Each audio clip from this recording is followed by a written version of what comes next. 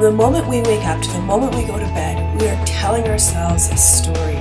So let's gather girls together, let's read books, and let's talk about how our stories can change the world. Okay, so let's talk about the Girls Only Book Club. Okay. We have Natasha, Deen, world-famous author. Hello. And as the founder of the Girls Only Book Club, tell me why we shouldn't be upset that you're choosing to separate girls from boys, because that does seem politically incorrect. Does it? Well, not to me, but to many people. Well, I think part of the reason is because it allows a little bit more intimacy for girls to have conversations about what it means for them to be a girl and how do they view the world around them. And so part of it is that perhaps they would not be willing to speak out as much or to say things if there's boys there. But the other part of it is that the world sort of already excludes girls very subtly. So why not embrace that and just give girls a special place to be? That leads to a great question, because it seems like one of the reasons you're forming the book club is to empower the girls if they're in a world where they tend to be excluded. Is that a correct assumption? Yes. Yeah. And no matter where they are, they're going to be excluded. And sometimes not meanly or consciously, but there's very subtle ways that girls are sort of told to be quiet and to be good and not make noise. And, you're a girl, so you don't get to do that sort of thing.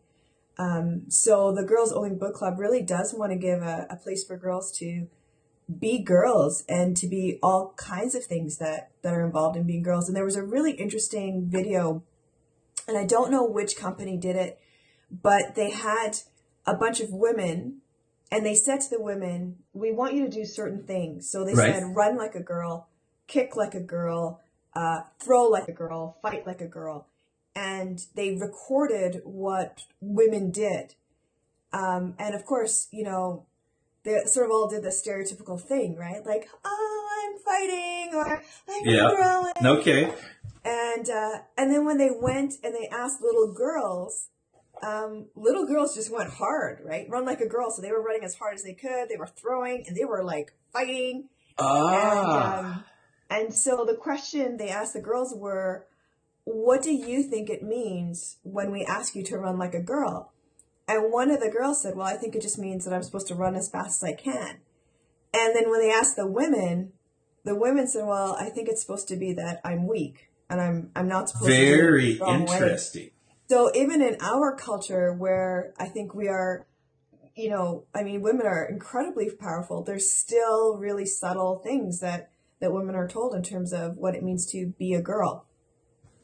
Well, and as a dad of two girls, what you're saying really resonates with me, which is why I'm so glad we're linking our book clubs together, and why I'm so glad you're doing all the founding work here. But now the books aren't just by you, although there are books by you, right? Yes, there are books by me, but there's books by other authors, and the age range is grade 1 all the way up to grade 9. And the books cover sort of every experience. So all different authors, all different kinds of experiences, and some funny books, some serious books. So girls are going to be able to find whatever interests them. They'll be able to find a book there. Now, and I'm biased because I have read Burned. And I love the story. Thank you. And all the reviews are talking about how cool the character is, the girl character. And you also know that I was one of the authors of Retribution, so I'm really fond of Burned. Please tell me that's one of the titles that our girls can read. Yes, actually, Burned and Judith Graves Unleashed are going to be part of the catalog. So absolutely.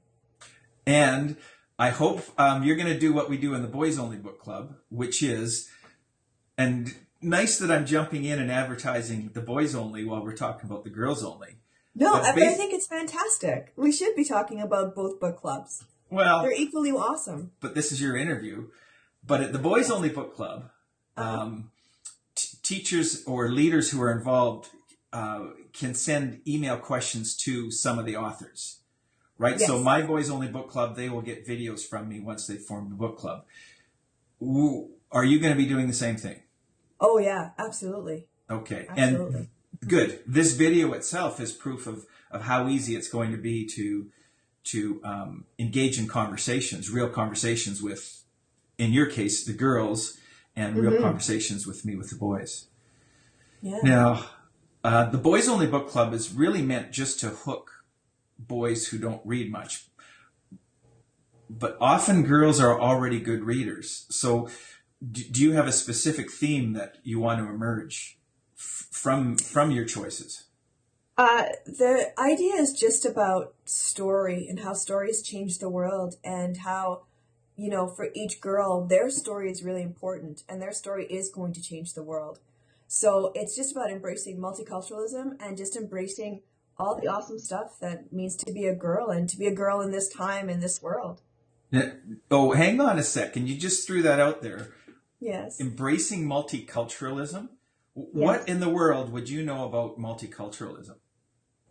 Well, not a lot. I don't have a huge resume. I'm multiracial. So my great grandfather was African, and my great grandmother was Chinese, and my other great grandparents were East Indian, and then their offspring married West Indians, and then we moved from South America to Canada. And oh yeah, right. My ancestors come from indentured slaves and servants. So yeah, I don't know a lot. Hang Not a on. lot. Hang on. Was that sarcasm? No, not at all. Was that sarcasm again? Oh, yeah. Because I know your stories well enough to know that theme emerges. And I also know you love talking to kids at schools with that theme. So it's a great combination all around. Thank you. Yeah.